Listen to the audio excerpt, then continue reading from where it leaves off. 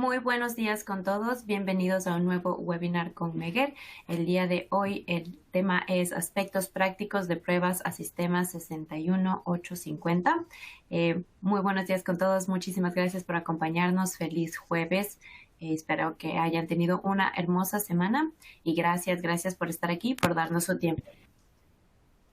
El día de hoy yo voy a ser la moderadora. Les saluda con mucho gusto Daniela de Vacas. Yo trabajo en marketing para Latinoamérica. Y si es que tienen alguna pregunta o desean contactarse conmigo, Hello, mi email how es are you? Good. How are you? daniela.velazquez@megger.com.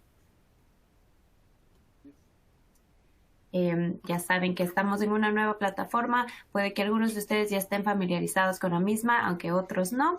Así que en su pantalla van a poder ver ustedes dónde están las cámaras del staff de Meguer, dónde van a poder ver la presentación mediante el link que pueden ingresar a nuestro sitio web, donde van ustedes poder hacer sus preguntas o comentarios durante la presentación, los mismos que se contestarán al final de la presentación, y donde también pueden ustedes solicitar un demo. Les pedimos por favor que a lo largo de la presentación nos envíen sus preguntas y comentarios. Además de eso, ustedes pueden ajustar cada ventana dependiendo a su gusto y pueden igual achicarlas, agrandarlas, moverlas dependiendo de cómo ustedes se sientan más a gusto. Les comento que esta sesión será grabada y también les recomiendo y les pido que visiten nuestra página web csa.megers.com/webinars para ver la agenda completa de nuestros siguientes webinars. Al final de esta presentación, el día de mañana, ustedes recibirán un certificado de asistencia que le llegará automáticamente a su correo electrónico el día de mañana. La agenda del día de hoy, vamos a empezar con la introducción básica a sistemas 61850, el bus de proceso, valores muestreados, bus de estación, GUS, la introducción a pruebas con sistemas 61850, cuáles son las pruebas necesarias en sistemas 61850, diferencias entre los distintos modos de pruebas soportados por dispositivos electrónicos inteligentes de acuerdo a la norma 61850 y cómo se usan estos modos de pruebas. También tendremos las pruebas básicas de sistemas con valores muestreados, inyección de valores muestreados, monitoreo de valores muestreados, pruebas de sistemas con mensajería GUS, realización de pruebas de funciones de protección usando mensajería GUS, y por último, pruebas de función de fallo de interruptor elabora con mensajería GUS. En estos van a caber la función de fallo de interruptor clásica 50BF con GUS y al final vamos a mostrar unas pruebas. El día de hoy, con mucho gusto, nuestro moderador es Roberto Saltori. Él es gerente regional en Meguer para Latinoamérica. Roberto, buenos días, ¿cómo estás? Muy bien, Daniela. Un gusto estar acá nuevamente con ustedes y también un gusto que me voy a dar de tener no solamente uno, sino 3 disertantes el día de hoy, 3 colaboradores, son 3 especialistas de protecciones, así que esto más que un webinar va a ser prácticamente un congreso, donde vamos a tratar de ir rápido porque hay mucha información. La gente que nos acompaña seguramente conoce mucho del tema de protecciones, sabe que esto está evolucionando, que está yendo a lo que son las comunicaciones digitales dentro de las subestaciones para reemplazar cableados antiguos que eran de salidas analógicas de 0 a 5 amperes, ahora se está reemplazando todo por comunicaciones digitalizadas. Así que bueno, vamos a estar viendo esto en forma rápida, lo más rápido que podamos para poder alcanzar a llegar a la sesión de preguntas, que es lo que todo el mundo quiere participar. En primer lugar, quiero saludar y presentar al ingeniero Abel González Gómez. Él es ingeniero de aplicaciones senior de Meguer, nos acompaña desde Canadá. Él estudió en la Facultad de Ingeniería Eléctrica de la Universidad Central de las Villas en Cuba. Actualmente, obviamente, es parte del staff de Meguer y todas las cosas que él nos va a mostrar hoy por hoy. Ustedes saben que Meguer es famoso por fabricar equipos de medición de todo tipo, entre ellos nos especializamos en equipos de pruebas de relés de protección, así que bienvenido, Abel. Si quisieras abrir tu cámara y saludar. ¿Se ve mi cámara? ¿Se escucha mi micrófono? Perfecto. Sí. Bienvenido, Abel. ¿Cómo está todo ahí en Canadá? Todo perfecto aquí, el tiempo mejorando. Gracias por la presentación, Roberto. Bueno, voy a deshabilitar mi cámara para que presentes al resto. Con mucho gusto, Abel. Y sí, ahora nos damos el honor de presentar a Moisés Arenas, quien es gerente regional del MEGER para Centroamérica y nos acompaña desde Panamá en este momento. Es ingeniero eléctrico y electrónico, egresado de la Universidad Tecnológica de Panamá. Y bueno, es un experto también en el tema de protecciones, así que no solamente se desempeña en funciones comerciales, sino también en funciones de asesoramiento técnico en lo que es las pruebas de relés. Bienvenido, Moisés, y adelante con tu salud. Gracias, Roberto. Gracias. Excelente la presentación. Contento de estar aquí con ustedes. Bien, te vamos a convocar en un rato entonces, Moisés. También quiero, con mucho gusto, convocar al ingeniero Mauro Borrielli. Él, bueno, es nacido en Italia, en Cerdeña. Es ingeniero senior de aplicaciones de MEGER, graduado en ingeniería eléctrica en el Politécnico de Tunín, después del servicio militar como oficial de artillería. Así que esperamos que hoy no hablemos de armas, por favor, sí hablemos de cómo fluyen los electrones en el control y los datos en el control de la subestación. Él nos acompaña en este momento desde Dubái, ¿no? Adelante, Mauro. No, en este momento me encuentro en un pueblecito de 300 habitantes en el sur de Francia, que vine aquí para manejar una licitación importante con un cliente importante de aquí. Entonces, se requiere mi presencia como interfaz lingüística y técnica, porque yo hablo italiano, francés, inglés, español y también un poco de portuñol. Bueno, entonces estoy aquí en este pueblo que está simpaticísimo, está lindísimo, todo está verde. Digamos que con respecto a Dubái estamos realmente en otro mundo. Bueno, estoy contento de participar en esta reunión con todos ustedes, todos los participantes, y espero que puedan disfrutar de este tiempo con esta presentación. Muchas gracias, Mauro. Y te vamos a convocar seguramente para la sesión de preguntas. Así que ahora, ya sin más pérdida de tiempo, dejamos en manos de nuestro amigo Abel para que presente la sesión de día de hoy. Adelante, Abel. Gracias. Ok, muchas gracias, Roberto. Gracias a los panelistas y gracias sobre todo al público por darnos parte de su tiempo para hablar de estos temas. Ya mi compañero Mauro hizo una presentación anterior en la que él hizo una introducción a lo que es 61850. Por lo tanto, en esta presentación nosotros nos vamos a enfocar en los aspectos que tienen que ver con pruebas. En particular vamos a hablar un poco de qué cosa es GUS, de qué cosas son los valores muestreados, pero nos vamos a enfocar en cómo se hacen de manera práctica con las herramientas que nosotros tenemos disponibles. Pruebas de estos sistemas. Entonces, solo para que aquellos que no estuvieron en la primera presentación y bueno, como introducción, una red en una subestación tradicional está compuesta por los diferentes elementos, en particular los dispositivos electrónicos inteligentes que la componen. Pero en estas redes están limitadas, en el caso de las subestaciones tradicionales, están limitadas a comunicaciones seriales de baja velocidad y comunicaciones entre dispositivos que llevan que se conecten cables, digamos, eléctricamente cables entre la salida del relé y la entrada del otro relé, o de la salida del relé al RTU, y entonces de la RTU va a la entrada del otro relé. Eso lleva a un cableado extremadamente denso y extremadamente complejo, y que además limita las posibilidades de crecimiento de estas subestaciones.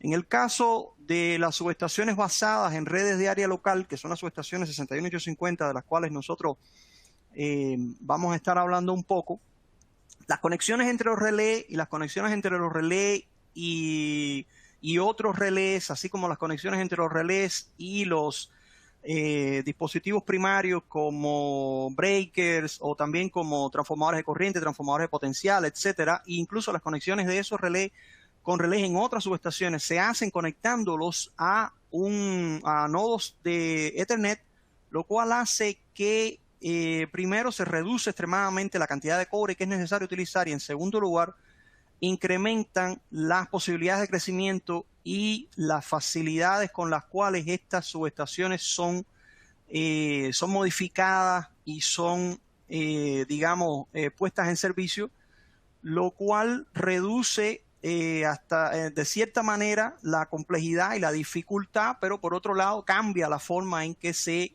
interpretan y se hacen las pruebas y el comisionado de estas subestaciones cuando lo comparamos con las subestaciones que hablábamos al principio, subestaciones tradicionales. En cuanto a 61850, yo digo que el aspecto más importante del 61850 es la semántica, es el hecho de que los mensajes que se intercambian entre los diferentes dispositivos electrónicos contienen el significado del mensaje y eso hace que sea mucho más fácil de interpretar la información que se intercambia dentro de una red 61850 opuesto a otros protocolos o otras maneras de, hacer las comunicaciones en redes de subestaciones como DNP o Modbus, en el cual nosotros tenemos que saber qué es lo que significa la información que viene en cada uno de los puntos, lo cual hace que el mapeo de todos los puntos dentro de la subestación sea algo extremadamente complicado. 61850 hace esto un proceso mucho más fácil, transparente, mucho más fácil de documentar y mucho más fácil de darle mantenimiento a largo plazo. En el caso de 61850, decimos que cada dispositivo electrónico inteligente, cada relé, cada medidor, cada breaker, cada transformador de corriente o transformador de potencial actúa de manera diferente. Incluso podemos tener relé de diferentes fabricantes que hacen las cosas de manera diferente, pero la información que proveen al proceso o a la subestación la proveen de una manera estándar. Y eso hace que no importa cómo cada uno de los relés haga internamente la parte de las protecciones, la parte de la lógica, siempre y cuando la información que se provee al proceso se provea de manera estándar. Eso hace posible que relevadores de diferentes fabricantes trabajen bien entre sí, o sea, permite la interoperabilidad de equipamiento de diferentes fabricantes, lo cual es una ventaja muy grande para las utilities, para las empresas eléctricas y para todos los que usan, los que son beneficiarios de este tipo de subestación. Ahora, en el caso de la presentación de nosotros, y de nuevo, esto no es una presentación introductoria sobre 61850, lo cual ya nosotros hemos hecho y además es algo que lleva una gran cantidad de tiempo para aquellos que quieran tener una introducción a 61850, ya como les decía, Mauro en una presentación anterior lo hizo y nosotros lo hemos hecho en otros momentos. Por eso ahora nos queremos enfocar a elementos tales como valores muestreados y GUS. En el caso de los valores muestreados, las subestaciones que nosotros estamos hablando, las subestaciones basadas en red, subestaciones 61850, tienen, digamos que 3 niveles. Tienen el nivel del bus de proceso, tienen el nivel de bahía, que es este nivel que está aquí, donde están los dispositivos electrónicos inteligentes, y también tienen entonces el bus de estación. Los valores muestreados existen en el bus de proceso. ¿Y qué son los valores muestreados? Bueno, los valores muestreados no son más que la representación digital de valores analógicos provenientes de los transformadores de corriente y de los transformadores de potencial. Entonces, en el bus de proceso, bueno, es una red de comunicación al nivel de proceso, es responsable de publicar valores relacionados tales como voltaje y corriente. Son valores que se mapean sobre Ethernet y son muestras de voltaje y corriente obtenidas de los transformadores de corriente y de los transformadores de potencial. Y el 61850 9 raya 2 define el protocolo de comunicación sobre Ethernet que se usa para la publicación de estas muestras para propósitos de protección monitoreado y medición. Recuerden que no la información analógica que se obtiene de valores de corriente, de transformadores de potencial, no se usa solamente para propósitos de protección. Se usa también para medición y se usa para monitoreo. En el caso de físicamente, bueno, los valores muestreados provienen de los transformadores de potencial y transformadores de corriente. En algunos casos, el transformador de corriente, el transformador de potencial contiene su propia, digamos, unidad de muestreo y provee esos valores directamente al bus de proceso. En otros casos se usan cosas como en otros casos se usan cosas como las unidades concentradoras o merging unit, que se encargan de traer la información analógica de los transformadores de corriente y transformadores de potencial y convertirla en información en el campo digital que los relevadores que pueden interpretar, digamos, estos valores muestreados, pues utilizan esta información y no necesitan entonces ninguno de esos relevadores o medidores estar conectados a las entradas analógicas. Disculpa, Daniela, veo un mensaje que dice que la presentación no se está actualizando. Me gustaría saber si...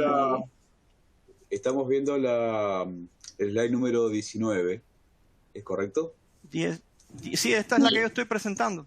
Sí, es correcto. Creo que está bien.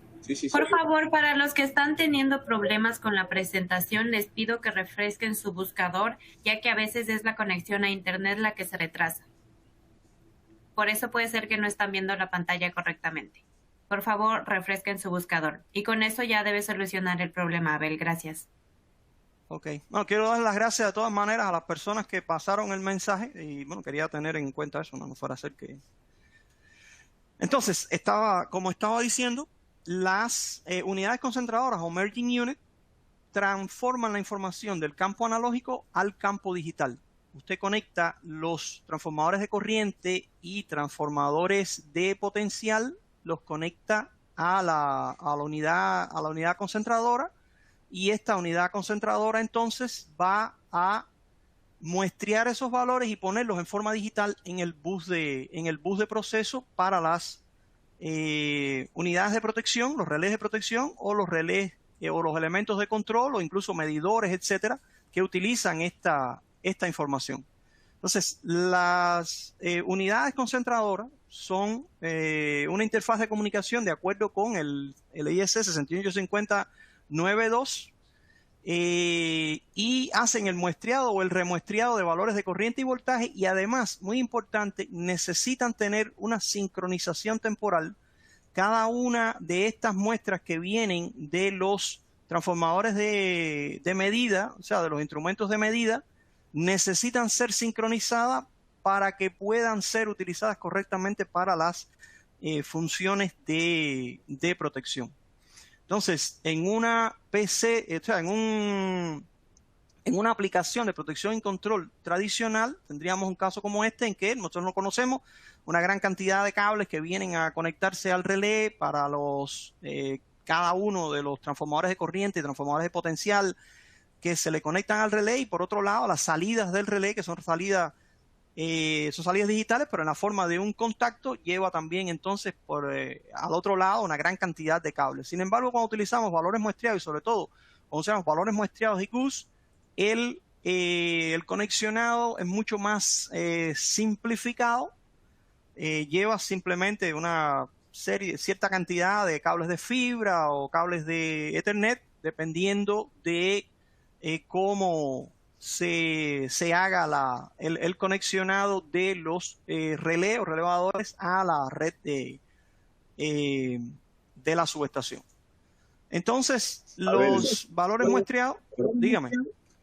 No, una pregunta o comentario. Entonces, sí. En una subestación, ¿no tendría sentido hacer una implementación de IEC 61850 si no se tienen valores muestreados? ¿O podría de todas formas No, tener en su estación parte de su instalación digitalizada sin que todavía se hayan instalado los TCs y TPs de fibra óptica y comunicación de samples values? ok, gracias por la pregunta, muy buena pregunta. Para nada, a ver, idealmente usted haría la instalación con valores muestreados y con Goose, y de esa manera tendría el máximo de beneficios. Sin embargo, la mayor parte de las instalaciones iniciales, incluso en muchos lugares todavía se instala haciendo el conexionado tradicional de los transformadores de corriente y de potencial y utilizando entonces Goose, que es la parte de control, para el envío de las señales de control. Incluso se pudiera hacer al revés, se pudiera pensar en instalar la parte de valores muestreados por un lado, ahorrarnos todo el cableado, y sin embargo llevar físicamente las señales de control, no utilizando Goose. Y en otro caso también hay instalaciones híbridas. Eso las he visto en México, por ejemplo. Hay algunos lugares donde te dicen que sí, vamos a instalarlo con Goose, pero además a las cosas críticas las vamos todavía a hacer con cable. ¿Ok? Entonces, el punto es que, en ese caso sería un sistema redundante, o sea, puede haber comunicación paralela digital y analógica, o tiene exacto, que ser una se hace por redundancia. Sobre todo por la desconfianza que existía y que yo creo que todavía existe, pero sobre todo más al inicio de 6150. Recuerden que 6150 no es nuevo, 6150 tiene 10, 12 años más que Netflix. O sea, es viejo ya, 61850. Lo que pasa es que inicialmente había mucha desconfianza. La velocidad con la cual se transfería la información por las redes no se confiaba que fuera suficiente como para proveer los disparos a la velocidad que se debía proveer. Obtener redundancia era un poco caro porque para poder instalar dos o más router en una subestación había que hacer una inversión capital relativamente alta. Además, la gestión de tráfico que 6150 impone en las redes no se entendía, y el uso de redes virtuales no era, digamos que no tenía no se hacía con la facilidad con que se hace en este momento, en que los routers son gestionados y ya sabemos cómo gestionarlo, y además ha incrementado la cantidad de gente que está entrenada, que existe, que están en el campo en este momento. Y además hay un tema entonces, por todas esas razones, ¿no? Claro, por todas esas razones se buscaba, y todavía se busca, ¿no?, tener cierto nivel de redundancia en que tienes la parte digital, pero además tengo todavía el cablecito, ¿no? De la parte vieja, el cablecito, el que me lleva la señal de la binaria directamente hasta el devanado de disparo del breaker. Sin embargo, hay implementaciones completamente digitales en las que no existe esa redundancia, completamente digitales, quiero decir, valores muestreados, Goose simplemente utilizando Ethernet, incluso el disparo que se le envía al breaker es una señal de Goose, todas las conexiones entre los diferentes relés en la subestación son utilizando Goose, y entonces no... y esas subestaciones funcionan perfectamente. Hay herramientas para evaluar el comportamiento de esas subestaciones, etcétera. Y entonces lo que quiero decir es que ya eso ha evolucionado hasta un punto en que tiene todo el sentido del mundo en decir, no, vamos a hacer las instalaciones completamente digitales. ¿Ok? No sé si eso responde bien su pregunta, Roberto. Sí, adelante. Ok, entonces, bueno, estaba en el tema de los valores muestreados. Vamos a ir un poco, ahora no se mueve aquí, no sé qué me pasó, me perdí la...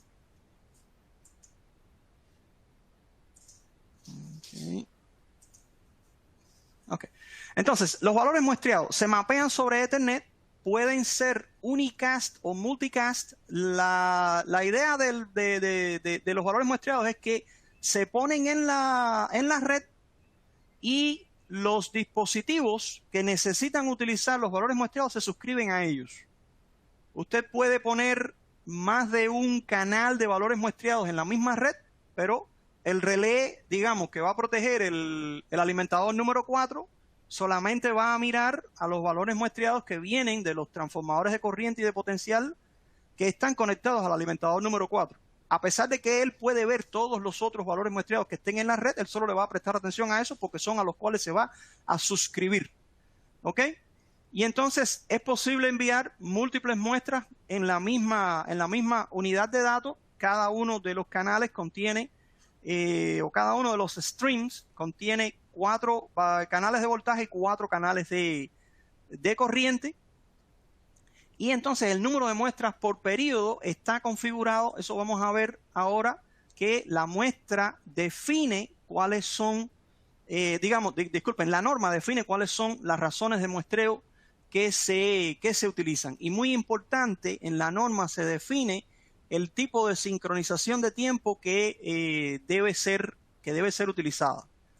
Entonces, como decía, la norma va a definir cuáles son las razones de muestreo preferidas, el tipo de sincronización, y entonces las razones de muestreo de preferencia para protección son 4800 Hz, que serían 80 muestras por ciclo para una red de 60 Hz, y en el caso de muestras para medición de calidad de energía, tenemos 240 muestras por ciclo de 60 Hz, que da la posibilidad de llegar a armónica muy alta y da una gran cantidad de información para propósitos de medición de calidad de energía. Entonces, una vez más, 80 muestras por ciclo a frecuencia nominal de 60, 256, aunque en realidad este número aquí está mal, el número correcto es es 240 muestras por ciclo de 60. Y entonces, como les estaba diciendo, cada canal contiene 8 canales, serían 4 voltajes y 4 corrientes. Estos son los streams. Eso lo vamos a ver posteriormente cuando veamos el software que nosotros utilizamos para configurar nuestros equipos para la generación de valores muestreados y para recibir los valores muestreados que están en la red y poderlos monitorear y utilizar. Entonces, una cosa importante es que los valores muestreados generan una cantidad importante de tráfico en las redes Ethernet en las cuales están conectados. Por ejemplo, si tenemos 18 streams de sample value, y la cuenta está sacada aquí, y para aquellos que reciban la presentación después pueden ver los números exactamente, me va a dar un total de alrededor de 100 megabits por segundo. O sea, hay que tener mucho cuidado con cómo se hace el diseño, porque el hecho de que nosotros podamos tener toda esa información no necesita no quiere decir que necesariamente tengamos que utilizarla, ¿no? Y entonces el problema de conectar demasiados canales de valores muestreados a la misma red quiere decir que la red se va a llenar de tráfico, y entonces la información que necesitamos que pase no va a poder pasar. Por lo tanto, es que hay que tener mucho cuidado con el diseño de la red, con diseñar la red de una manera que nos permita utilizarla eficientemente. ¿Ok? Entonces, vamos a hablar de los gansitos ahora. Goose. Alguien preguntaba, vi la pregunta aquí en el Q&A, ¿qué cosa es lo que significa Goose? Goose significa, es un acrónimo que significa Generic Object Oriented Substation Event. En español, eso es evento genérico de subestación orientado a objeto. Orientado a objeto tiene que ver con cómo se expresan los datos en uno de estos mensajes. Son eventos porque Goose lo que se hace es el mensaje se levanta cuando sucede algo que digamos que haga necesario enviar el mensaje.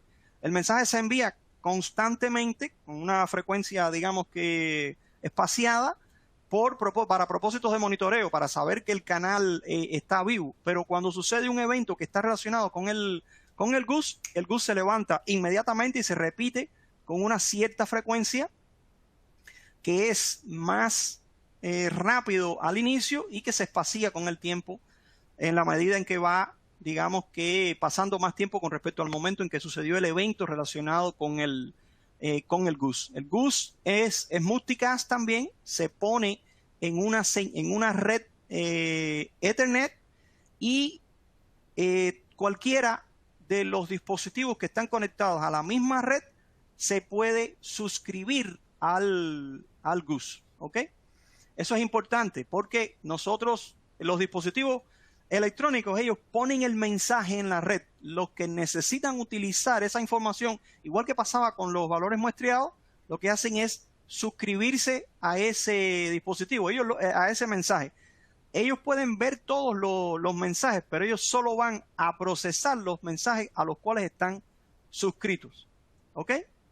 Y entonces, en el caso de GUS, una cosa muy importante es que reemplaza la lógica cableada convencional, porque ahora la comunicación entre relés, en lugar de suceder a partir del uso de salidas binarias, que cuando se cierra la salida binaria en el relé 1, se conecta esa salida binaria con la entrada binaria del relé número 3, y entonces la entrada binaria del relé número 3 se activa, y eso significa para el relé número 3 que el relé número 1 activó su señal de disparo, y por lo tanto el relé número 3 tiene que estar prestando atención. Eso se hace ahora utilizando mensajes GUS, ¿ok? Se utilizan para señales de disparo, para señales de bloqueo, para permisivo, para recierre, se pueden utilizar para todas las informaciones que antes se manejaban de manera cableada o incluso utilizando protocolos como DNP o Modbus, ¿ok?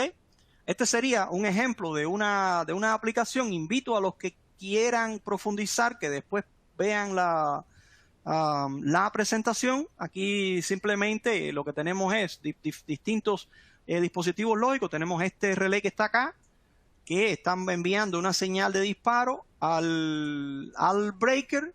Este sería un relé de recierre que está enviando la señal de recierre al breaker. Cada una de estas cositas amarillas son mensajes GUS que están siendo intercambiados entre los diferentes elementos lógicos de la subestación. Vean que no es solamente el relé, digamos, el que envía o recibe GUS, también otras cosas como los breakers pueden recibir directamente el GUS. Si el breaker no tiene la posibilidad de recibir GUS, entonces al breaker hay que enviarle la información de manera digital. Esa información de manera digital se puede enviándole un mensaje a una merging unit, y entonces desde la merging unit puede ir un cable directamente al breaker, o se puede enviar directamente del relé esos cables, conectárselos al breaker. Idealmente en una subestación 61850 el breaker estaría conectado igual a la red y recibiendo los mensajes GUS y enviando los mensajes GUS, porque el breaker recibiría los mensajes de disparo y apertura, de apertura y cierre, pero además pondría en la red la información de la posición del interruptor. Entonces, les repito, el que quiera profundizar un poco en este esquema, invito que vean la presentación. Y entonces aquí está el esquema de tiempo que yo decía de los mensajes GUS, en los cuales nosotros tenemos una repetición del mensaje que ocurre más frecuentemente cuando acaba de suceder el evento. Digamos que el mensaje GUS, en particular de que estamos hablando, se levanta cuando ocurre un disparo de una función de sobrecorriente. En el momento en que ocurre el disparo, este GUS se repite con una frecuencia mucho mayor, entre 2 milisegundos, después 2 milisegundos de nuevo, después 4 milisegundos, después 8 milisegundos, hasta que cuando ya ha pasado un tiempo suficiente para decir que ya la información no es, digamos, relevante, entonces se espacía el envío de mensajes GUS a un tiempo que es el Tmax, que es un tiempo que se define en la configuración del que está definida en la configuración del GUS, que se hace cuando se hace la configuración de la subestación en el programa de diseño de la subestación. No quiero dar nombres de programas de este fabricante o del otro, pero todos sabemos cuáles son los diferentes programas que se usan para definir arquitecturas de subestaciones. Cuando se define la arquitectura de la subestación, se pueden definir los diferentes mensajes GUS de cada uno de los relés, o simplemente vamos a la configuración del relé en particular, y cuando hagamos la definición del GUS, pues definimos estos tiempos de los cuales estamos hablando.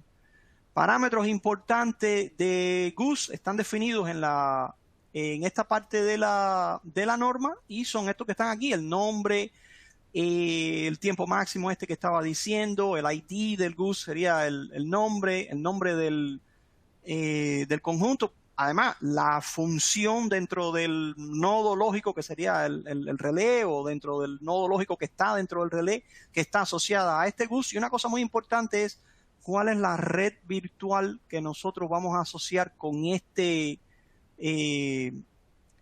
GUS, porque una manera de separar los GUS en una subestación y que los GUS vayan solamente y tomen solamente el camino de aquellos relés para los cuales el GUS es relevante, y una manera de cierta forma separar en redes que sean autocontenidas y además más seguras, es utilizando redes locales virtuales dentro de los switches y routers que tenemos en la subestación. Esto es algo que no voy a cubrir, está bien cubierto en presentaciones de fabricantes, etc. Es importante, sin embargo, cuando estamos haciendo pruebas, tener una idea clara de cuáles son las diferentes redes virtuales que nosotros tenemos en la subestación, porque nosotros necesitamos conocer esta información para poder configurar adecuadamente los mensajes que nosotros vamos a intercambiar dentro de la información. Afortunadamente, dentro de la subestación, esta información está contenida dentro del GUS, como bien dice aquí. Nosotros, snifeando la red, podemos obtener esa información. Ahora, sobre tiempo, aquí no creo que con el tiempo que nos queda no me va a dar tiempo a hablar de tiempo, y valga la redundancia. Solo quiero decir que en el caso de estas redes se define el pulse per second, pero también se está utilizando las redes PTP, el 1588 de la IEEE. De nuevo, una discusión sobre tiempo, sincronía, sincronización en redes 61 y 50 nos llevaría una gran cantidad de tiempo, del cual no disponemos en esta presentación, pero es importante porque si necesitamos saber cómo se hace la sincronización dentro de la subestación para poder hacer las pruebas adecuadamente. Y recuerden que sin sincronización los valores muestreados no tienen sentido, y además sin sincronización es muy difícil o imposible comparar etiquetas de tiempo de mensajes GUS, etcétera, y no podemos entonces definir claramente los parámetros que nosotros queremos calcular para definir el performance de los mensajes dentro de la subestación. Ahora, cuando se trata de pruebas, el estándar introduce el concepto de probar utilizando dos métodos diferentes. El primero es utilizando el bit de prueba del mensaje. Usted pone el bit de prueba verdadero o falso. El segundo es cambiando el modo del dispositivo lógico, y los modos a los que nosotros hemos acceso en el dispositivo lógico son estos que están aquí. Es on o on test, que sería prueba, bloqueado, en prueba o bloqueo, o en off, que sería apagado, ¿no? On sería encendido.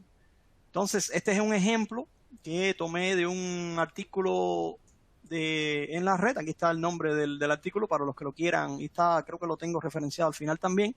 Este sería un ejemplo de un mensaje GUS en el cual el parámetro prueba. Recuerden que esto es object oriented, por lo tanto, para usted referenciar la prueba, usted simplemente necesita el nombre del objeto y después decir punto test, y entonces eso sería lo que está. Eso es para los programadores. Para nosotros que nos dedicamos a la parte de protección, nosotros buscamos eso en el software de configuración del del equipo o del relevador. El significado de los modos, por ejemplo, cuando tiene que ver con el comportamiento de los contactos de salida, si el relé está en modo on, ese sería el modo normal. En ese caso, los contactos operan cuando procesan las señales de entrada. Si el relé está bloqueado, entonces los contactos no operan. Recuerden que este on, block, test block and off tiene que ver con el comportamiento del relé dentro de 61850.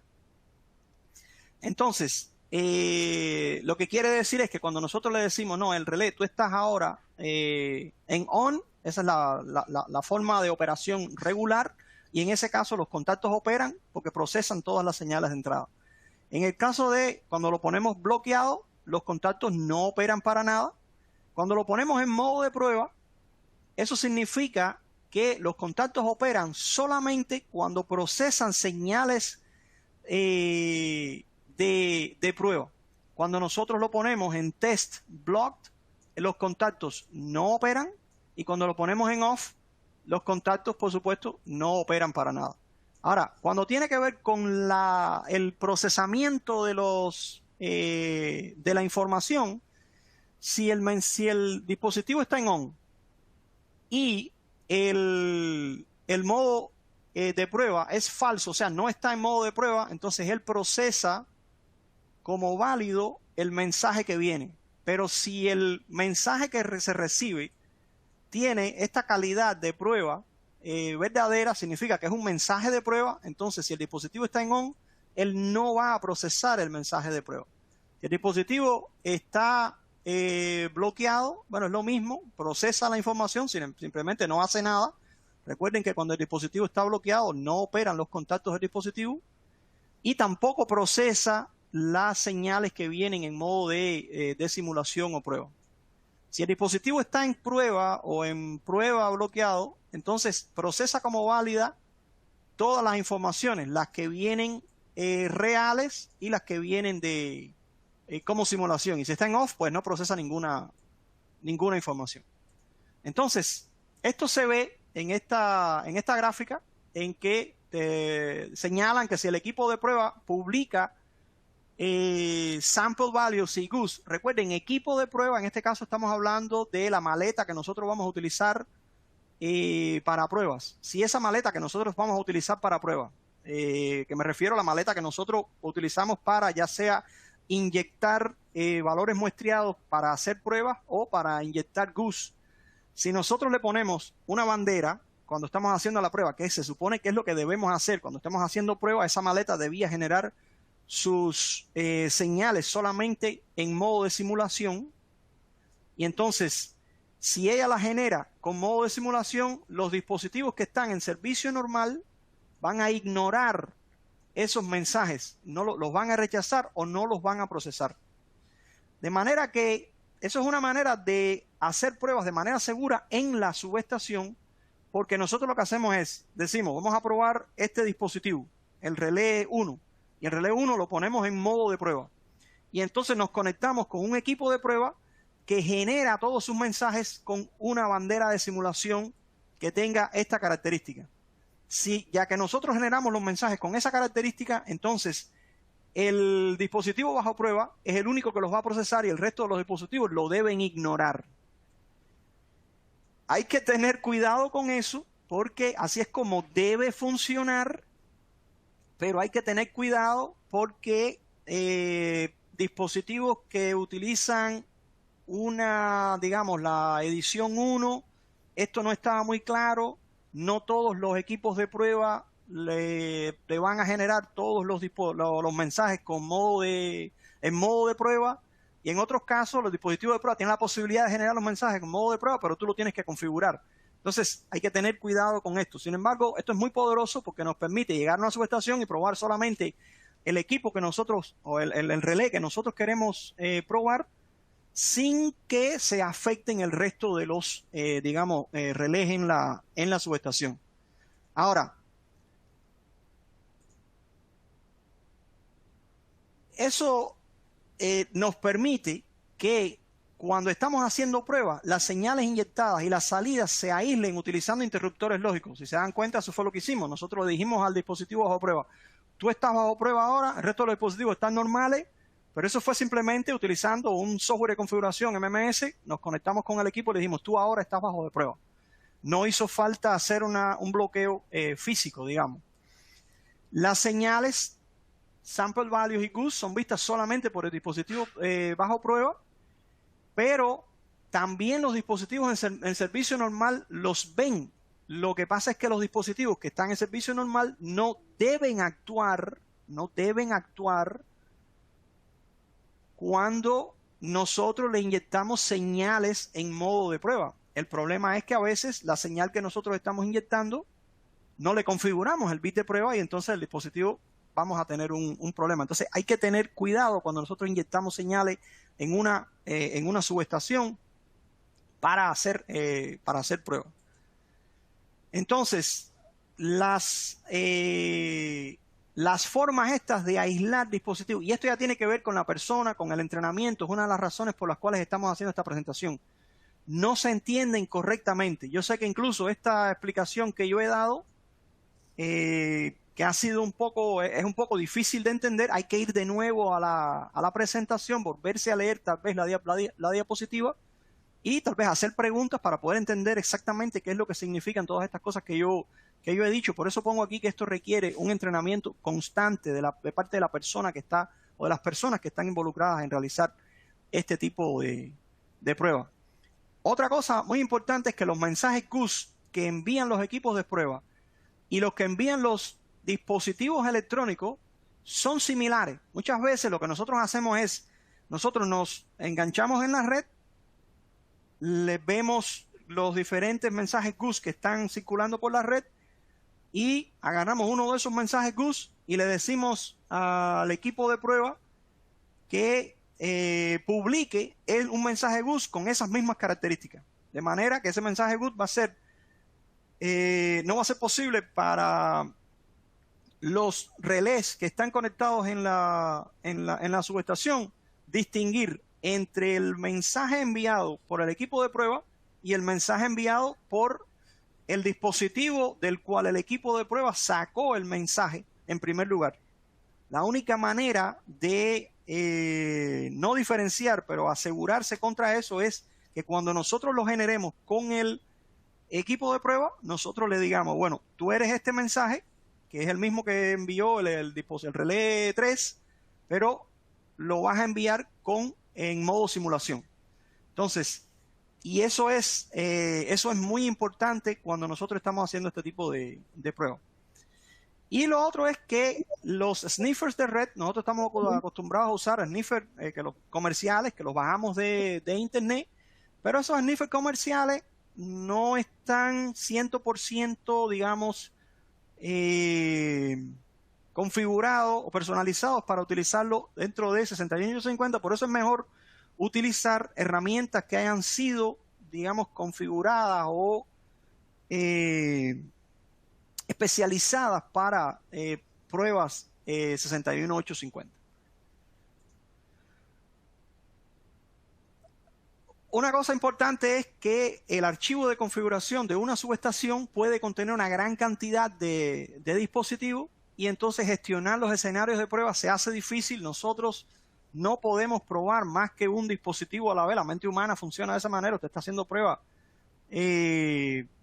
a un solo dispositivo a la vez. Y entonces cuando tienes muchos dispositivos y los tienes que identificar dentro de un archivo de configuración, incluso cada uno de los dispositivos envía muchos mensajes dentro de la red. Por lo tanto, gestionar los escenarios de prueba es complicado. Y el proceso de configuración de una prueba en una subestación con frecuencia se hace por prueba y error. Esto me funcionó, bueno, lo voy a seguir haciendo de esta manera. Este es el mensaje que viene del dispositivo tal, vamos a probarlo de nuevo, inyéctale corriente. Sí, este es el que tenía que utilizar. También nos pasa que no sabemos exactamente qué es el significado de las señales que salen del relé para 61850, porque los nombres que se ponen, a pesar de ser descriptivos, cada fabricante los pone de una manera un poquito diferente. Entonces tienes que ir al manual del usuario y ver, espérate, este mensaje que se está enviando significa que esta es la función de sobrecorriente de tiempo inverso número 2, el arranque. No, este es el disparo de la función de sobrecorriente de tiempo inverso número 1, etcétera, cosas como eso. Abel. Y cuando hacen pruebas en una subestación en vivo no hay mucho espacio para error. Entonces, ¿Sí, Abel? ya vamos a ver un poco, dígame. Sí, no solamente para hacer un poquito interactivo esto, y para amarrar la pregunta, porque si lo dejamos para el final, por ahí después se va a perder a qué slide está dirigida.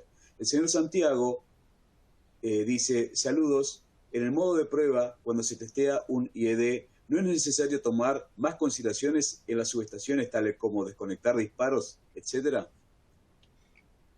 Por supuesto. ¿Qué es lo que pasa? Todo esto que ellos, y precisamente esa era una de las, digamos, precauciones, ¿no?, que estábamos haciendo en una de en estas diapositivas. Y es que, déjame ver dónde era que la tenía, y es que siempre existe el peligro de que a pesar de que nosotros creemos que estamos haciendo las pruebas de esta manera, pues en realidad el sistema que nosotros estamos probando pues interprete nuestras señales de una manera diferente. O sea, idealmente usted haría solamente el aislado lógico.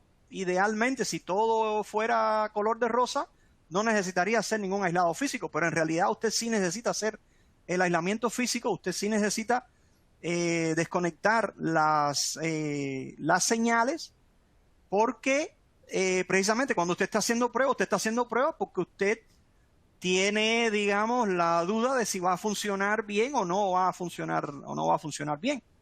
Por eso, como les decía, idealmente, cuando todo sea de color de rosa, usted haría sus desconexiones de una manera lógica simplemente, pero en la vida real, como decía, creo que era Goethe, verde es el árbol eterno de la vida, ¿no? Teoría, amigo mío, es gris, pero verde es el árbol eterno de la vida. En realidad, nosotros tenemos que guardarnos contra este tipo de operaciones, y por lo tanto sí es necesario hacer el aislado físico de las y creo que era parte de lo que estaba hablando, ¿no?, durante esta diapositiva. Pero muy buena pregunta, porque parece que no quedó claro. Y en realidad creo que no son consideraciones adicionales a las que se harían cuando se hacen las pruebas en forma analógica, ¿no? O sea, son cuidados y recomendaciones que inclusive son las mismas, o inclusive en forma analógica todavía sería menos seguro. Creo que las nuevas tecnologías aportan un poco más de seguridad. Definitivamente. Entonces, quería, ahora entrar en la parte ya del meollo del asunto, ¿no?, la parte de las pruebas. ¿Cómo probamos estos relés? Digamos que tenemos un relé cuyas únicas conexiones son puertos Ethernet. Nosotros ya, para probar este relé, lo que tenemos es primero que probar que los valores analógicos se están generando correctamente, y que después esos valores analógicos están siendo muestreados y puestos en la red correctamente, y posteriormente que estos valores analógicos que están puestos en la red en forma digital están siendo interpretados y utilizados correctamente por los relés, ¿no? En cierta medida es como si ahora, en lugar de hacerle la prueba al relé como si fuera una sola cosa, se la hacemos en dos partes, ¿no? Primero probamos el bus de proceso, en el caso en el que exista valores muestreados dentro de la subestación, y después entonces hacemos la prueba en el bus de estación y la parte lógica de la mensajería GUS. Si tenemos un bus de proceso, vamos a tener entonces merging units, y para probar la merging unit, pues lo que hacemos es inyectarle valores analógicos a la merging unit y verificar los valores digitales que la merging unit está generando. En este caso, esto sería una prueba que se puede hacer. En este caso lo estamos haciendo en calibración, o sea, estamos realizando la calibración de la merging unit. Le estamos inyectando valores aquí en el secundario. Serían valores secundarios, valores de la secundarios, que son los que se le conectan, los secundarios de los transformadores de corriente, los transformadores de potencial que se le conectan a la merging unit. La merging unit va a hacer su trabajo y va a poner esto en forma de valores muestreados aquí. Nosotros nos vamos a conectar con una computadora y con un software que es capaz de tomar los valores muestreados que genera la merging unit, y entonces los vamos a comparar con los valores analógicos que se generaron, y entonces vamos a verificar si los valores analógicos se están representando correctamente de manera digital, y además vamos a verificar que estén sincronizados correctamente. En este caso sería una prueba en el laboratorio. Esta prueba también se puede hacer ya en la subestación. Ahora, en la subestación nosotros tenemos dos momentos diferentes. Uno en el cual probamos la merging unit, igual que en el caso anterior, inyectando directamente en el secundario de la merging unit. La diferencia es que cuando estamos en el campo, bueno, ¿de dónde vamos a sacar la señal de sincronía? Hay un reporte del PSRC, el Power System Relaying Committee de la IEEE, que se llama Application Testing of IEC 61850 Base Systems. Hay uno parecido de SIGRE que yo les recomiendo que se lean los dos para aquellos que están interesados en realizar este tipo de pruebas. Bueno, en este caso nosotros utilizaríamos un equipo como el nuestro, que es capaz de inyectar valores analógicos, y entonces utilizaríamos nuestro software. En nuestro software nosotros le decimos, inyéctame estos valores analógicos y además léeme los valores digitales que se están produciendo.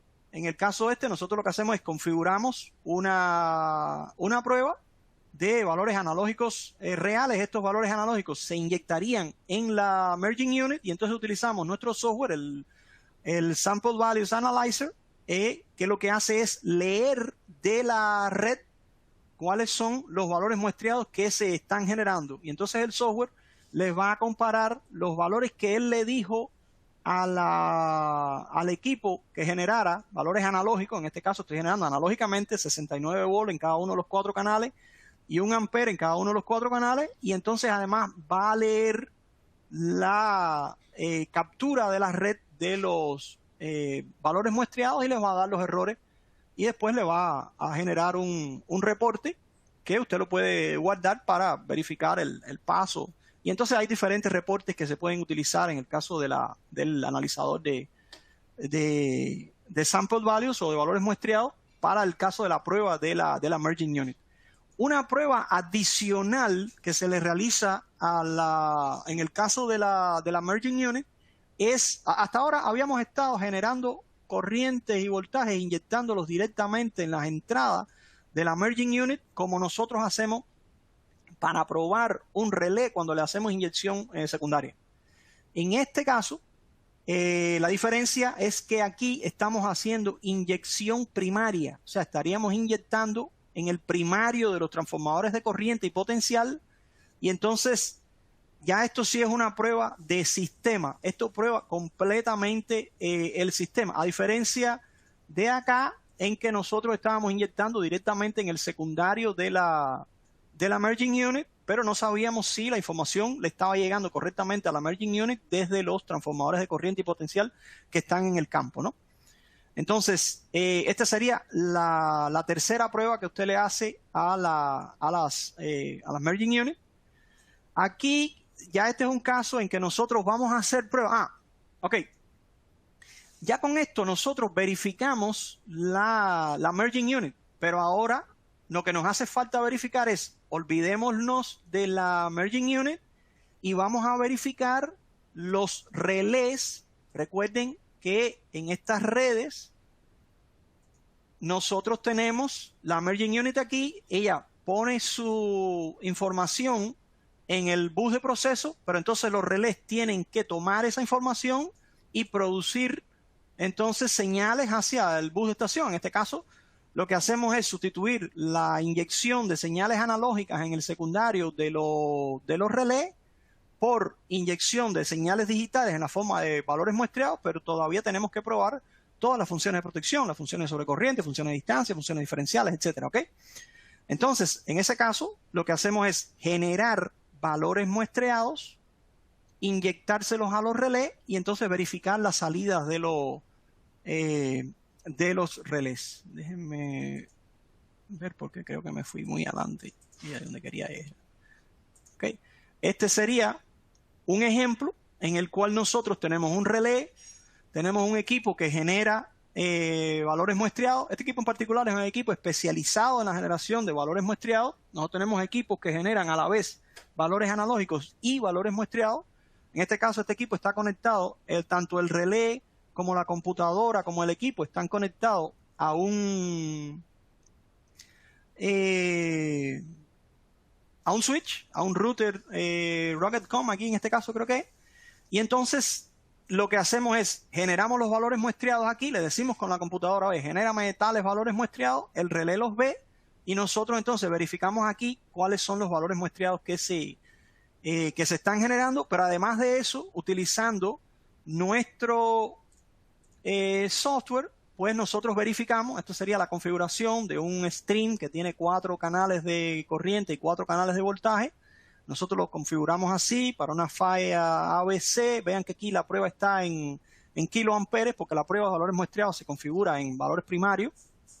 Nosotros en el software le decimos, mira, con los valores primarios, la relación de transformación de corriente, la relación de transformación de potencial va a ser tal, y esa debe coincidir con la relación de transformación de corriente y de potencial que tenemos aquí en esta generación, o sea, en este software de configuración. Este software de configuración le envía la configuración al equipo y entonces después nosotros lo que hacemos es decirle al equipo, ok, genérame tales valores muestreados con los canales del 1 al 4 y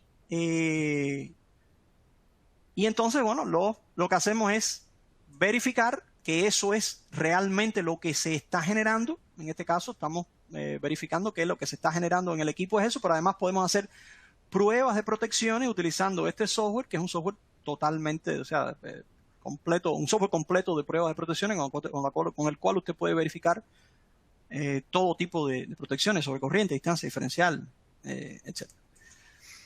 Entonces, en este caso, lo que hacemos es ya una prueba, digamos que un poco más completa, porque aquí estamos generando 3 streams de valores muestreados. Cada uno tiene, recuerden, 4 canales de corriente y 4 canales de voltaje. Aquí tengo el primero, aquí tengo el segundo, aquí tengo el tercero.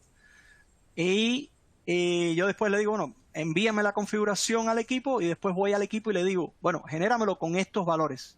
Si se dan cuenta, aquí yo lo que generé fue un 1000 amperes en estos 4 canales aquí y 50 amperes en el resto, para significar que en estos 4 había una falla. De hecho, aquí yo había generado una prefalla y una falla, y estos canales, los 1, 2, 3 y 4, me generaron 50 amperios antes de la falla y 1000 durante la falla. Y entonces estos son los valores de voltaje que se generan.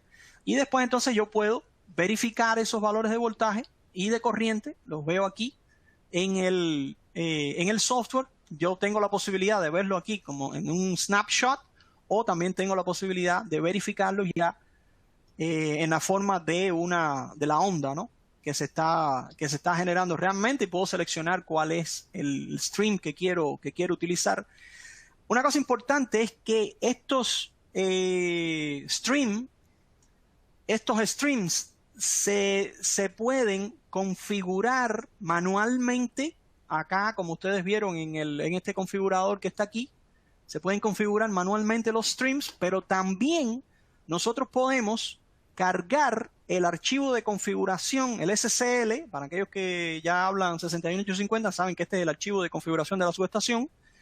Y dentro del archivo de configuración de la subestación van a venir todos los mensajes GUS, pero también van a venir los valores muestreados que se usan dentro de la subestación. Y entonces eso hace más fácil el trabajo del que está haciendo prueba, porque si ustedes se dan cuenta, por ejemplo, este que está aquí tiene un ID AA1J. Yo no lo escribí, yo simplemente cargué un archivo de configuración que alguien me dio, y pues, este también fue otro archivo de configuración que alguien me dio, y este primero, este sí lo hice yo directamente. Entonces, lo que les quiero decir es que usted puede tomar del archivo de configuración de la subestación, cargarlo en el software y entonces generar exactamente esos valores muestreados que ya están incluidos en el archivo de configuración.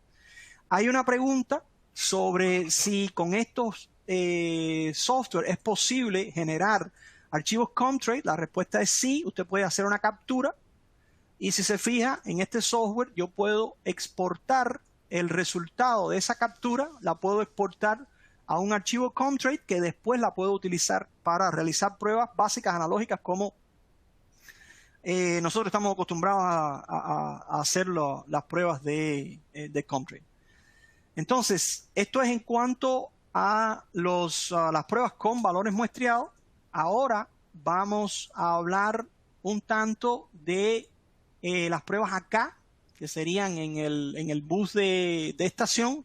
Ahora, una cosa importante es que para hacer las pruebas en el bus de estación, yo necesito tener la posibilidad de inyectar valores de, ya sea valores muestreados, en el caso en que exista un bus de proceso, o sea que la subestación sea completamente digital, que utiliza sample values, pero la mayoría de las subestaciones que yo he visto son subestaciones híbridas que tienen todavía entradas analógicas de voltaje y corriente y utilizan en el bus de estación, utilizan la mensajería GUS.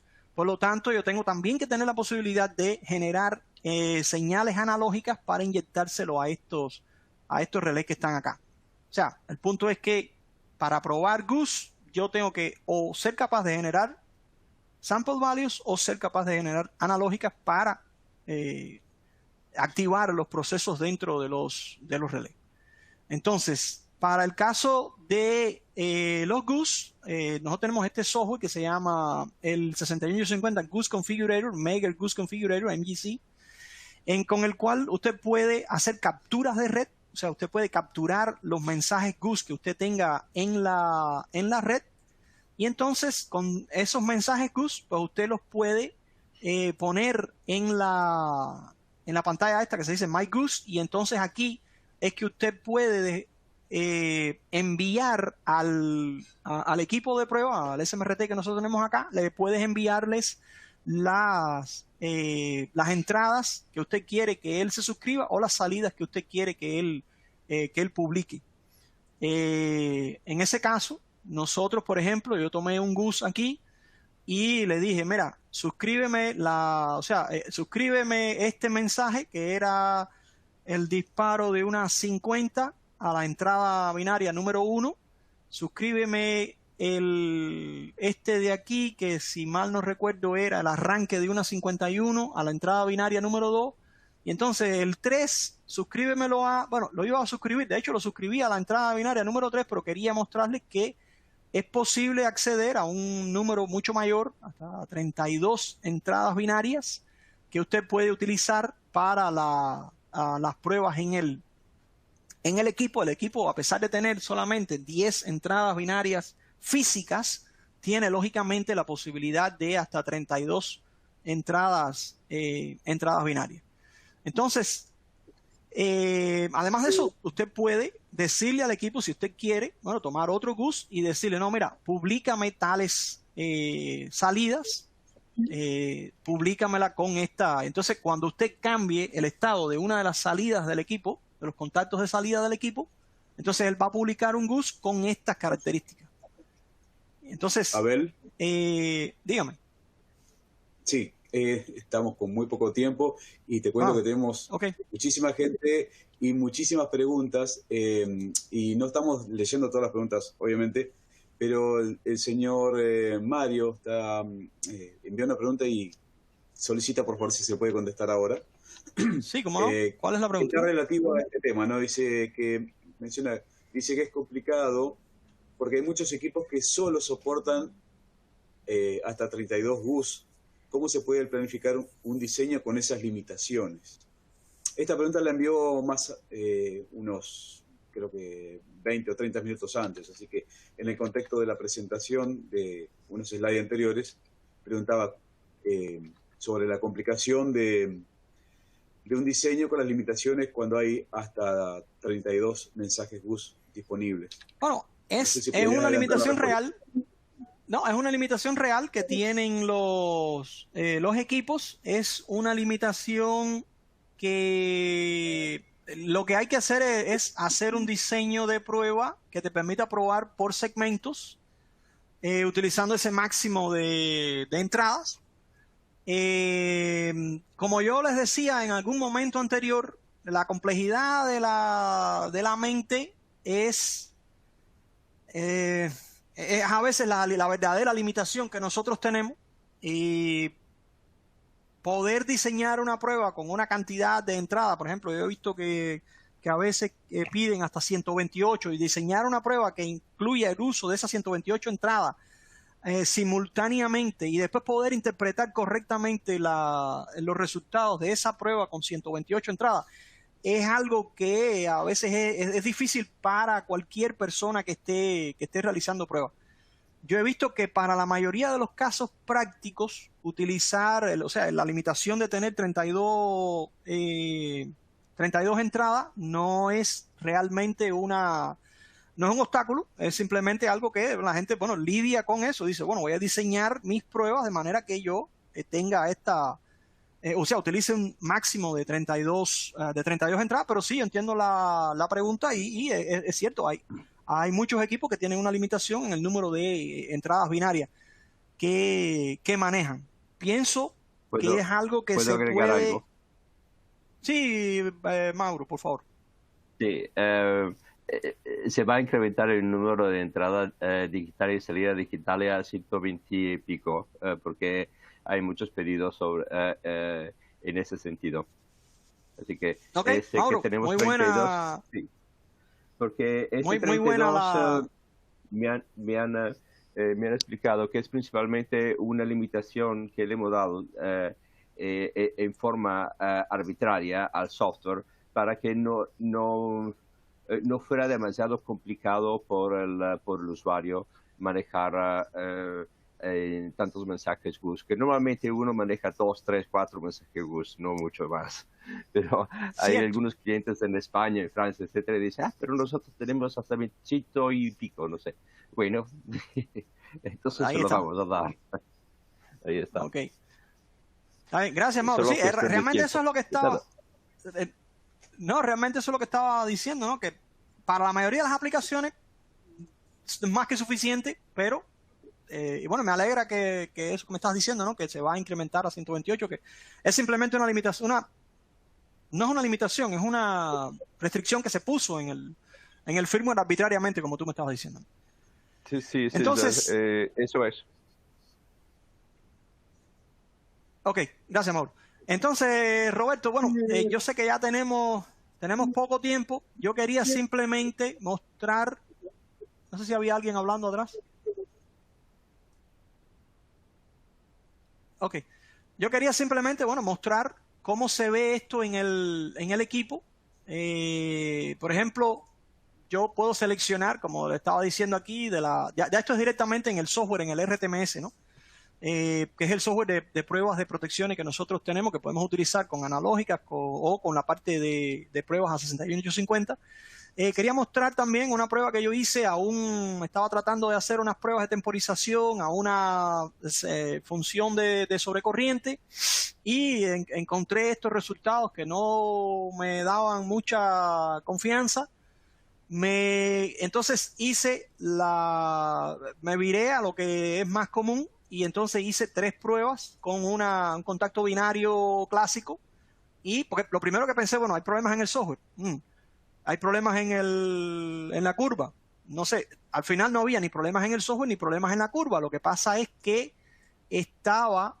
había estado yo jugando con la emisión de mensajes GUS, y los mensajes GUS, a pesar de que se estaban enviando los mensajes GUS correctos, se estaban enviando con un demasiado retardo. Una vez que corregí los problemas que hay, y otra cosa es que, a pesar de que había hecho las pruebas de temporización y me dieron mal, después dije, vamos a hacer la prueba de pick-up, la prueba de arranque, y la prueba de arranque me dio un pase relativamente correcto. Pero no me gustó este error, porque yo sé que los relés que yo tengo acá son mucho más exactos que esto. Y entonces me puse a investigar. Resulta que estaba usando de manera incorrecta los mensajes. Una vez que corregí y llegué a usar los mensajes que tenía que usar de manera correcta, miren el valor del error, y entonces ya así pude realizar la temporización utilizando mensajes GUS. Lo que quiero decir con esto es que cuando uno está realizando este tipo de pruebas, tiene que tener mucho cuidado con la interpretación de los resultados. Y no siempre ir a la digamos, respuesta predeterminada de todo está bien o no, el problema que tengo es tienes que averiguar bien dónde está el problema, y uno de los problemas que hay es que a veces no se entiende correctamente cómo utilizar los mensajes GUS. Y esto era en una prueba que yo estaba realizando aquí en mi pequeño laboratorio personal que yo tengo. No era ni siquiera en una subestación donde tuviera problemas más problemas de tráfico, ¿no? De sobrecarga de la subestación. Entonces, con esto te lo paso, Moisés. Sí, gracias Abel por el pase. Bueno, vamos a hablar rápidamente, ya por el tema del tiempo, un repaso realmente de lo que es el esquema del fallo interruptor tradicional, cómo lo conocemos, cómo lo conceptuamos, para luego evaluar las pruebas del mismo con la parte IS 61850.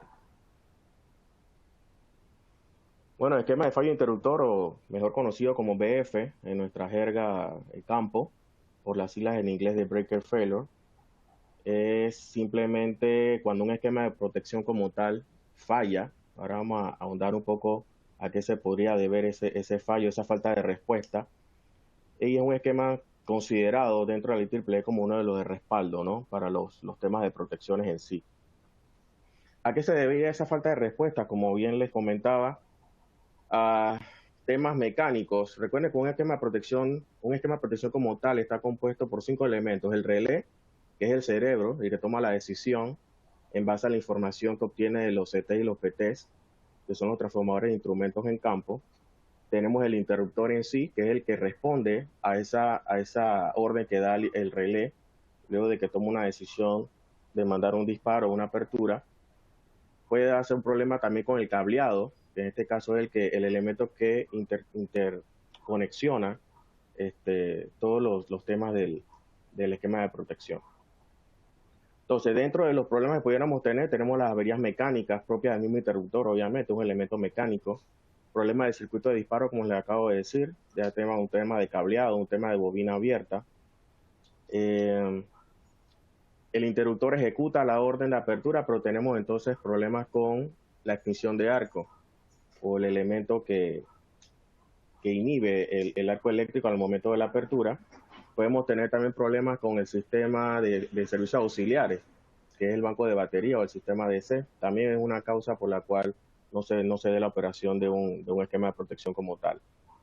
Y también pudiéramos tener la saturación de un CT, que como bien sabemos, no le llega la información apropiada al relé y por ende no tendría cómo tomar una decisión adecuada, ¿no? ¿Quiénes componen el esquema de fallo de interruptor o de BF como tal? Un CT asociado al interruptor que estamos en ese momento implementando el esquema. Tenemos un esquema de fallo interruptor por interruptor, valga la redundancia. Un relé de sobreconecta instantánea llamado 50BF, que es el que va a estar detectando esa corriente que permanece circulando luego de una orden de disparo. Por eso es el CT asociado que alimenta ese relé. Luego tenemos un temporizador, un 62BF, de acuerdo a los números de la ANSI AAA, 62 es un temporizador, que caducado ese tiempo, entonces se emitiría una orden de disparo a un relé de disparo y bloqueo sostenido, que es el 86BF, que es el que se encargaría, para aislar la falla en cualquier posición de la misma, de aislar o despejar o mandar la apertura a todos los interruptores adyacentes a ese interruptor que falló. ¿Ok? creo que ya lo mencioné aquí. Tenemos entonces, luego de la implementación o de la ejecución de un esquema de BF local, pudiésemos tener en una subestación remota, de ser necesario, la implementación de un esquema de BF remoto.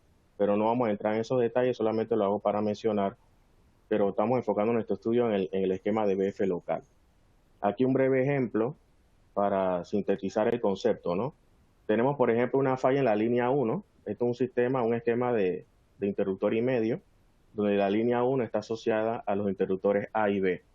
Resulta que se da una falla en la línea 1, asumamos que se despejan los interruptores abren los interruptores de la subestación remota, pero en esta subestación local abre el interruptor del medio, pero el interruptor A permanece cerrado. Al permanecer cerrado, entonces debería de actuar el esquema de BF del interruptor A, que consistiría entonces, caducado ese tiempo del 62 BF, en mandar una orden al 86 BF que mandaría a abrir todos los interruptores adyacentes. Los interruptores adyacentes aquí serían el interruptor D, a través de este transformador serían el interruptor J y el interruptor K. Son los que tendrían que operar de acuerdo a este esquema como les estoy poniendo en el ejemplo, ¿no? Los adyacentes al interruptor A que falló, obviamente es el B, que ya abrió, la propia operación del esquema de protección de esa línea. El interruptor D, J y K abren producto de la activación del 86 BF cuando caduca el tiempo ajustado en el 62 BF. Aquí vemos, para sintetizar, el esquema de C tradicional que ilustra eso, ¿no? Por ejemplo, para que se active la temporización o arranque el contador 62, obviamente tiene que haber un disparo con una protección primaria que detecte la falla. En este caso sería la protección 21 de distancia que detecta la falla en la línea 1, da la orden de disparo, ese contacto permanece cerrado porque el interruptor no abre, la falla permanece, la corriente permanece circulando hacia el punto de falla. El 50 BF detecta que todavía hay corriente producto de ese CT del interruptor A. Ambos, al estar cerrados, accionan o inician el conteo de ese 62 BF, que típicamente es un tiempo entre 100 y 250 milisegundos. En la práctica he visto comúnmente un tiempo entre 150 y 200 milisegundos, es lo que he visto en la práctica. Caducado ese tiempo, este contacto 62 entonces cierra y da la activación al 86 BF, que es el encargado de abrir todos estos interruptores adyacentes, el D, el J, el K y también el mismo interruptor B. Y también bloquea el cierre, hasta tanto no se determine la causa de la falla. Entonces, así a grosso modo, y respetando el tema del tiempo que nos apremia ahorita, esto sería el concepto básico de lo que es un esquema de falla interruptor local.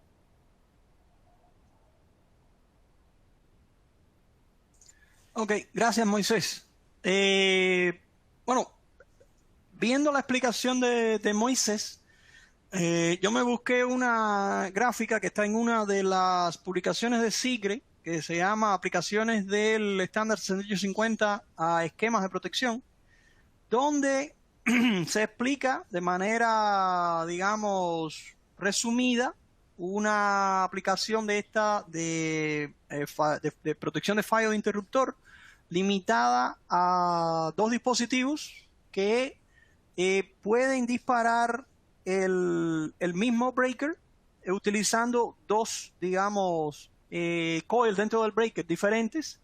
Y entonces tenemos aquí una cosa que se llama el Breaker Failure Protection, que está puesta de manera esquemática, pero pudiera existir dentro de cualquiera de estos dos dispositivos, o pudiera existir como algo, una entidad físicamente independiente. Y entonces la operación sería, por ejemplo, si tengo un disparo de esta protección, este disparo va a tratar de disparar el breaker por aquí, pero además va a iniciar la protección de fallo de interruptor.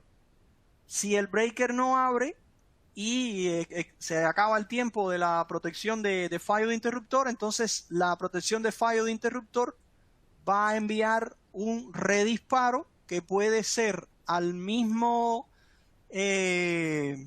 a la misma bobina o a una bobina diferente del mismo breaker. Y lo mismo sucede con la protección de acá, de manera que ellas pueden actuar como respaldo una de la otra, pero además, si este dispositivo trata de disparar, la función de fallo de interruptor actúa, entonces es posible que se disparen los relés que están en el bus, como mencionaba Moisés en su presentación, que está muy detallada. Entonces, esta sería la implementación tradicional. En la implementación de 61850, y esta es una implementación, digamos, limitada, pero en este caso lo que tendríamos sería la conexión de los disparos de los dispositivos de protección conectados a un switch, y entonces, por supuesto, por aquí lo que tendríamos sería la circulación de mensajes GUS que vienen al switch. Del switch van a todos los dispositivos que estén conectados a él y que además estén suscritos a él, y entonces por estos cables, recuerden que la información no circula en un solo sentido, sino en ambos sentidos, y entonces este sería una de las maneras. Y entonces recuerden que cuando estamos hablando de protección de fallo de interruptor, podemos estar hablando de dos cosas diferentes. Una, podemos estar hablando de hacer la prueba de la activación y operación de la función de fallo de interruptor dentro de un dispositivo, y además podemos estar hablando de que en este caso sería dentro del mismo dispositivo, digamos, un relé de tipo X. Ese relé, la función de sobrecorriente, digamos, una 50, dispara. En ese momento comienza, o sea, se levanta la función de fallo de interruptor. Si un tiempo después del disparo todavía se detecta corriente circulando por los canales analógicos del relé, entonces dentro del mismo relé la función de fallo interruptor ya se dispara. Primero se arrancó y después se dispara y produce el disparo, y nosotros podemos verificar esa señal. Pero la segunda, eso sería una prueba probando solamente el relé, probando esa señal. Es una prueba que podemos hacer. Y la segunda sería probar el esquema, o sea, probar enviar el disparo por una protección y entonces recibir la señal de fallo de interruptor desde la otra protección, ya sea en el mismo coil o recibir la señal de disparo en este lugar, o recibir la señal de disparo que va acá. Son diferentes variantes, pero todas tienen algo en común. Nosotros hacemos primero activamos una de las funciones, cualquier función de disparo, y un tiempo después que el disparo se produce, dejamos circulando todavía la falla, de manera que el relé interprete que sucedió un fallo, o sea que el interruptor no abrió. Para configurarlo, bueno, nosotros configuramos un primer estado, lo hacemos con una máquina de estados que tiene el software. Configuramos un estado en el cual sería el estado de pre-falla. Después configuramos un segundo estado, este que está aquí, que sería el estado número 2, en el cual inyectamos una falla y recibimos el disparo de la primera función, o sea, el disparo del primer relé. Entonces eso nos va a transferir a un segundo estado en el cual continuamos inyectando la corriente, pero en este caso recibimos el disparo desde la función que se activa como la función de fallo de interruptor. En este caso no he considerado la activación de las salidas que me pudieran dar o que me dan la imagen del interruptor, lo cual es importante en algunos casos. En otros casos la función va a actuar sin tener en consideración la imagen del interruptor, simplemente por el conocimiento de que tiene corriente circulando después que se produjo un disparo. La secuencia de operación sería esta. Voy a tener un tiempo durante el cual, bueno, esta es la prefalla, después voy a tener dos estados, este primero que está dado por la activación de esta salida que está aquí, después tengo la otra. Durante estos dos estados voy a tener el mismo valor de corriente, y entonces posteriormente, cuando se produzca ya el disparo de la función de fallo de interruptor, pues la corriente va a ir a cero en el último estado. La configuración de los temporizadores sería esta. Voy a tener 3 temporizadores. El primer disparo, que me va a verificar el tiempo de disparo de la función de sobrecorriente que estoy utilizando. El segundo disparo sería el tiempo entre el disparo de la función de sobrecorriente y el disparo de la función de fallo de interruptor. Y el tercero sería el tiempo de disparo total, que sería este que está aquí, que sería entre el momento en que inyecto la falla y el momento en que realmente se limpia la falla. Para eso lo que hice fue tomar 2 mensajes GUS de 2 relés diferentes. Activé con uno la señal de disparo de sobrecorriente y con el otro la señal del fallo de interruptor. Lo que está pasando entre bambalinas es que cuando este relé se activa, este relé se entera de que este se activó y levanta la función de fallo de interruptor, y si no se limpia, entonces se produce el disparo. Si la función se limpia, entonces este no produce este disparo que está acá. Y entonces, bueno, aquí lo que tengo son los tiempos. Se corre esa secuencia y entonces tiene estos tiempos. Se produce el primer disparo por el primer relé y entonces el segundo disparo se produce por el segundo relé. El secreto está en configurar correctamente los relés y en saber qué cosa usted tiene que mapear. Vean que aquí tengo 2 GUS de dos relevadores diferentes que yo los usé para este esquema, haciendo suscripciones entre los relevadores. Entonces ya, bueno, por último, las conclusiones son muy sencillas. Para probar sistemas 61 y 50 hay que prepararse más allá de las herramientas tradicionales. Hace falta saber de comunicaciones, hace falta tener claras las lógicas, y hace falta tener, digamos, una gran imaginación. Sin embargo, probar estos sistemas no está más allá de las posibilidades. Solo necesitamos un correcto entrenamiento y herramientas adecuadas. Y por último, los dispositivos de edición 1 y 2, y esto es importante porque todavía existen muchos dispositivos de edición 1 que no se van a eliminar los próximos, digamos, 15 años. Pueden coexistir y se pueden probar juntos, pero es un proceso difícil que hay que prestarle atención. Entonces, al final de la presentación hay un grupo de referencias que yo utilicé. Yo utilicé otras referencias también, pero aquí puse las que me parecieron más relevantes. Y entonces con esto, Roberto, vamos a hablar de las preguntas si tenemos tiempo. Claro que sí, claro que sí. Bien, y aparte esta información queda grabada, así que no se preocupen en tomar nota rápido. A todos les va a llegar la grabación y el resumen en formato PDF. Y para los que preguntan siempre, les va a llegar también el certificado, ¿sí? Pero antes de pasar a la parte de las preguntas, creo que Daniela tenía algo para comentar. Sí, Roberto, gracias. Antes de pasar a las preguntas, solamente quiero recordarles que visiten nuestra página oficial para inscribirse a nuestras próximas sesiones. Nuestros próximos webinars, ustedes los pueden ver en csa.megger.com/webinars. Podemos pasar a las preguntas, y después de las preguntas tenemos un anuncio importante que Roberto les va a dar y después finalizaremos el webinar. Pero sin antes, quiero también decirles y pedirles que contacten con nosotros. Nos pueden encontrar en Facebook, Instagram y YouTube como @MeggerCSA. Por medio de mensajes directos, ustedes pueden igual enviarnos cualquier duda que tengan, o pueden también compartir fotos de ustedes en campo con sus equipos y nosotros estaremos gustosos de repostearlas en nuestras redes. Simplemente etiquétennos como @MeggerCSA.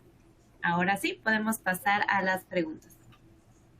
Claro que sí, y rápido, y mil disculpas si no vamos a poder contestarlas a todas porque ya estamos a la hora de cierre, pero vamos a lanzar algunas preguntas lo que podamos.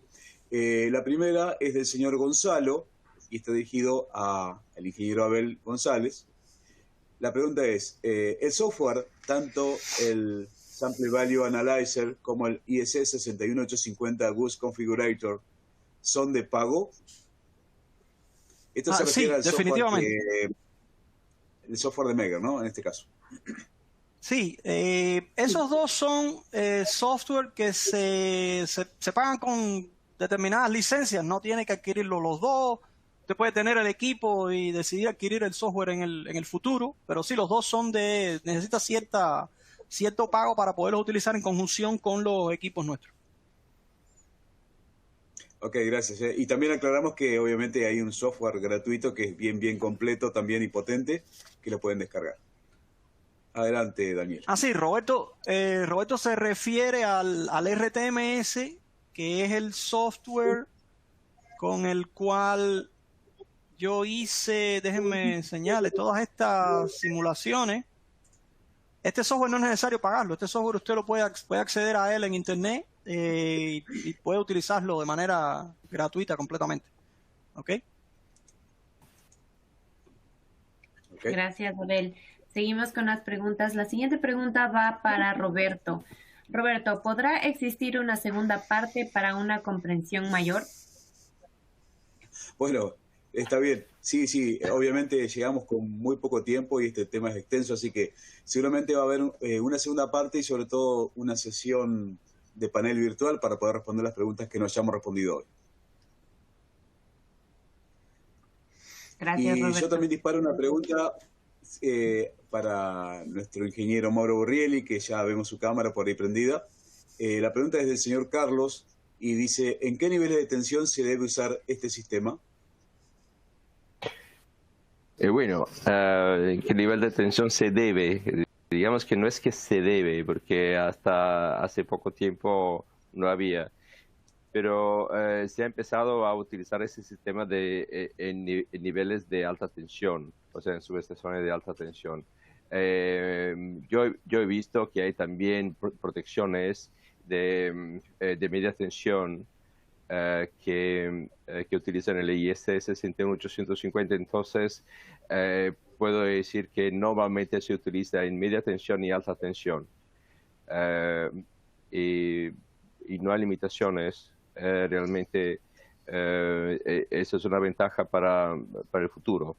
Digamos que se permite hacer las cosas de manera muy simple. Especialmente en baja tensión puede haber un gran consumo de cable, entonces de cobre, que puede realmente ser reducido con este sistema IST 61850.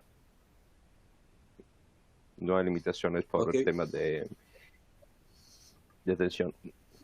Adelante. Gracias, Mauro. Seguimos contigo. La siguiente pregunta dice, ¿todo el conexionado de los TC y TT se tienen que ir al Merging Unit? No se generaría conflicto o distorsión de señales en los IS de comunicación. Se ha distorsionado la palabra y se generaría. Sí. Bueno, no, es que la Merging Unit, normalmente, ¿qué sucede en la Merging Unit? Una Merging Unit se usa por un alimentador. Entonces, ¿qué tiene el alimentador? Tiene las tres tensiones de fase, quizás tiene la tensión del delta abierto, por ejemplo, la tres corrientes, la corriente de neutro. Entonces, una Merging Unit maneja 8 señales de tensión corriente. Entonces, está diseñado por eso, entonces no se satura. Unit que manejan más entradas, esas también están diseñadas, entonces no deben lo absoluto tener problemas de distorsión. Y si lo tienen, pueden seguramente quejarse con el producto del Merging Unit. Ok, gracias, Mauro. Pregunta ahora para Abel, y es bien interesante, el señor Carlos. Si se implementa IS 61850, los transformadores de corriente y potencial, ¿podríamos seleccionarlos con un burden o carga menor? Bajo la premisa que estas mediciones llegarán solamente a Merging Unit y no a varios relés o medidores como sucede convencionalmente. Definitivamente. Esa es una de las ventajas de utilizar este concepto. Primero, usted limita el tamaño de las corridas de cable que tienes que traer desde los transformadores de corriente y de potencial, lo cual limita ya de por sí la carga que se le pone a los transformadores de corriente y potencial. Y además, como se les conecta solamente a una entrada en la merging unit, eso hace que el burden necesario para esos transformadores sea extremadamente bajo. Entonces, definitivamente, se pueden utilizar con los transformadores ya existentes, donde simplemente se pondría la merging unit y entonces se eliminaría parte del cableado, y de la merging unit a la subestación se va con fibra óptica, como creo que conversaba Mauro. Pero además podemos utilizar transformadores de menor capacidad cuando estamos haciendo diseños nuevos, precisamente por eso que menciona, ¿cómo se llama? Carlos, creo que es el que hizo la pregunta. Carlos. Muy buena pregunta. Perfecto. Sí, gracias. Sí, sí, exactamente. Sí. Daniela. Excelente. Mauro, la siguiente pregunta es para ti. ¿Se usa la misma FREC de muestreo en redes de 50 Hz? Bueno, sí, es que con la 61850-9-2 LE, la frecuencia de muestreo es de 80 muestras por ciclo. Entonces, son 4000 hercios hercios. Entonces, el sistema de 50 hercios se usa 4000, el sistema de 60 hercios se utiliza 4800. Tan simple como eso. Sí. Perfecto, gracias. La consulta ahora es del señor Carlomagno, para Mauro también, y creo que algo él mencionó en la presentación Abel sobre esto, pero repetimos la pregunta, ¿sí? ¿Los valores de inyección se pueden enviar en modo simulación? Seguramente las inyecciones de sample value sí. Y eso es importante porque el relay tiene que saber que los valores